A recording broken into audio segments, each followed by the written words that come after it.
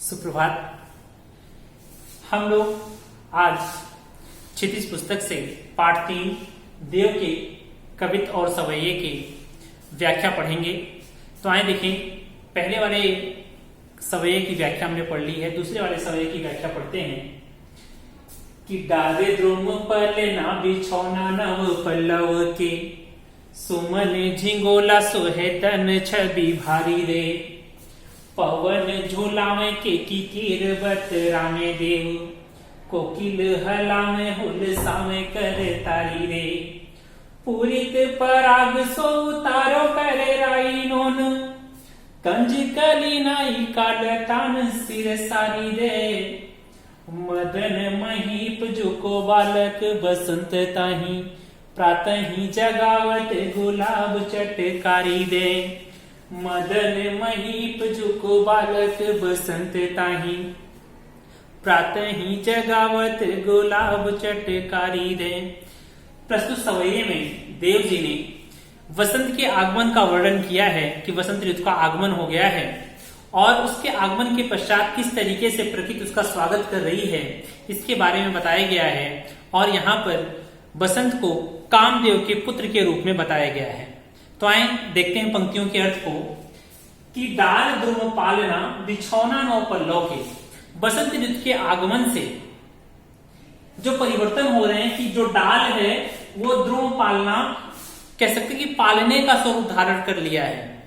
जो वृक्षों की डालियां हैं उसने पालने का स्वरूप धारण कर लिया, पालना बन गई हैं और बिछौना नौ पल्लव के और नए नए पत्तों के, नए नए कोमल पत्तों का बिछौना बन गया है बसंत ऋतु के लिए। बसंत रूपी बालक के लिए डालियां क्या बन गई हैं, पालना बन गई हैं और छोटे छोटे कोमल पत्ते, नौ पल्लव नवीन पत्ते जो हैं वो क्या हो रहे हैं, बसंत रूपी बालक के लिए बिछौने का कार्य कर रहे हैं, उसका बिस्तर का कार्य कर रहे हैं, बिस्तर बन गए हैं।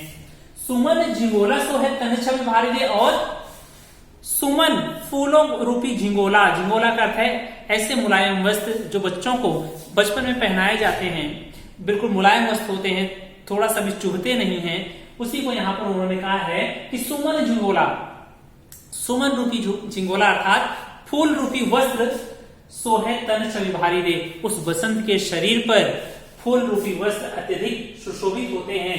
तन छवि भारी दे, तन शरीर पर, छवि सुंदरता, तो कह सकते हैं कि दाल जो है वो पालने का स्वरूप धारण कर लिया है और नए नए पत्ते वसंत कैसे बसंत रूपी बालक के बिस्तर का कार्य कर रहे हैं और फूल जो है उसके वस्त्र का कार्य कर रहे हैं और काफी सुशोभित हो रहे हैं बसंत रूपी बालक के शरीर पर।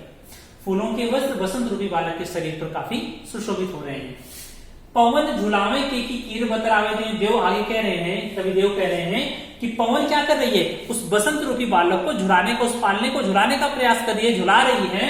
और के की कीर बतरावे देव, जो मोर हैं और कह सकते हैं कि तोता है, ये बात कर रहे हैं उस बालक से, बसंत रूपी बालक से बात कर रहे हैं। क्या क्या हो रहा है, पवन झुलावे, पवन उस बसंत रूपी बालक को पालने में रख करके झुला रही है और मोर और तोता उससे बातें कर रहे हैं। कोकिल हलावे हुलसावे कर तारी रे, और कोकिल क्या कर रही है, कोकिल उसे प्रसन्नचित कर रही, हिला रही है उस पालने को, कोकिला जो है उसे हिला रही है। और हुलसावे, हुलसावे का अर्थ है प्रसन्न करना, उसे कैसे प्रसन्न कर रही है, कर तारी रे, ताली बजा बजा करके वह प्रसन्न कर रही है किसको, बसंत रूपी बालक को।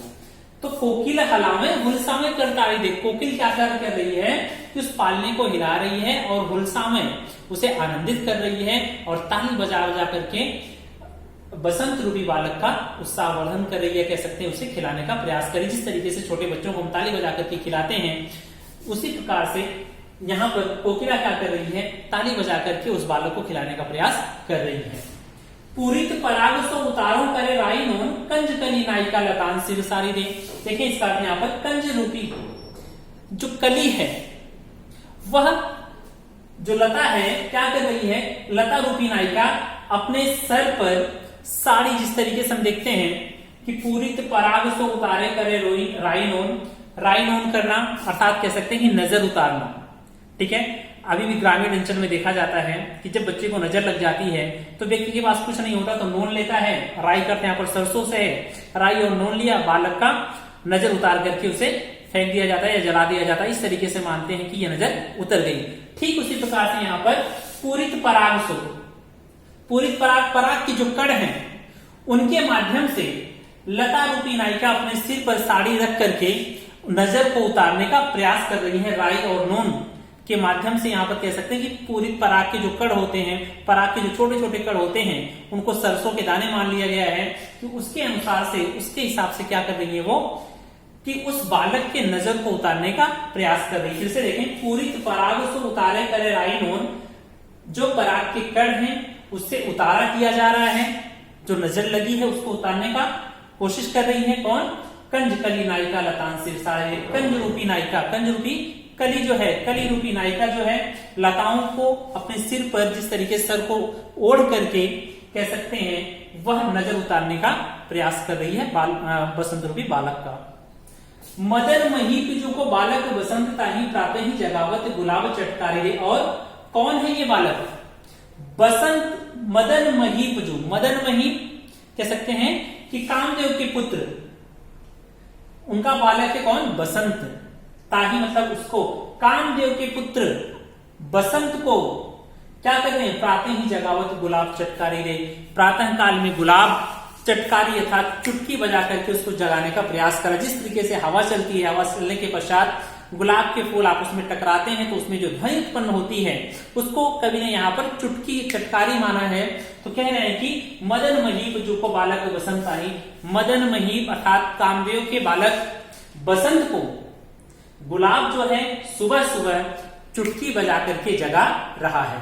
तो इस तरीके से देख सकते हैं कितने सारे परिवर्तन इसमें हुए हैं, किस तरीके से प्रकृति बसंत के आगमन के लिए तत्पर है और उसके साथ क्या क्या कार्य कर रही है कि जो डालियां हैं वो पालने का कार्य कर रही हैं, नए पल्ले पत्ते जो है वो बिछौने का कार्य कर रहे हैं, बिस्तर का कार्य कर रहे हैं, वस्त्रों का कार्य फूल कर रहे हैं, पवन जो है वो उस पालने को झुलाने का कार्य कर रही है, कीकीर मोर और जो है तोता ये दोनों उस बालक से बात करते हैं, कोकिला झूले को झुलाती है और ताली बजा करके प्रसन्न करती है, और नायिका जो है यहाँ पे लता रूपी नायिका जो है वो अपने शरीर पर पत्तों को ओढ़ करके कह सकते हैं या शरीर को ढक करके, सर को ढक करके राई नोन करना अर्थात उसकी नजर को उतार रही हैं, और किसकी?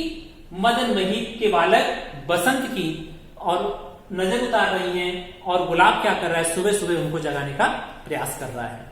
धन्यवाद।